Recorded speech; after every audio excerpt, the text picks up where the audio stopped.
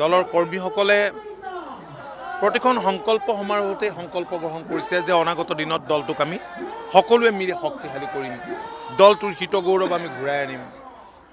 আৰু অন্যহাতে সন্মুখত যিহেতু নিৰ্বাচন, মূল সংকল্পটো হৈছে কংগ্ৰেছক উৎখাত কৰা এইবাৰ আগন্তুক বিধানসভা নিৰ্বাচনত, আৰু কংগ্ৰেছৰ লগত থকা তথাকথিত যি বিৰোধী দল আছে সেইসমূহক উৎখাত কৰা। আমাৰ এটা দীৰ্ঘম্যাদী পৰিকল্পনা আছে দলৰ, সেয়া হৈছে ঘৰে ঘৰে উপাৰ্জন, ঘৰে ঘৰে সংস্থাপন, ঘৰে ঘৰে উপাৰ্জন। তাৰ কাৰণে আমি এক দীৰ্ঘম্যাদী পৰিকল্পনা কৰিছোঁ, আৰু তাৰ কাৰণে আমি নিৰ্বাচনৰ পিছতেই এটা প্ৰক্ৰিয়া আমি নিশ্চিতভাৱে আৰম্ভ কৰিম। গতিকে আমি এনেধৰণে আমি সংকল্প লৈছোঁ। দলৰ কৰ্মীসকলে নিৰ্বাচন অহাৰ লগে লগে স্বাভাৱিকতে পূৰ্বতকৈ অধিক উৎসাহেৰে তেওঁলোকে কাম কাজবিলাক কৰিছে, আৰু অধিক সক্ৰিয় হৈ ৰাইজৰ মাজত যাবৰ কাৰণে দলীয় কৰ্মীসকলক আমি আহ্বান জনাইছোঁ।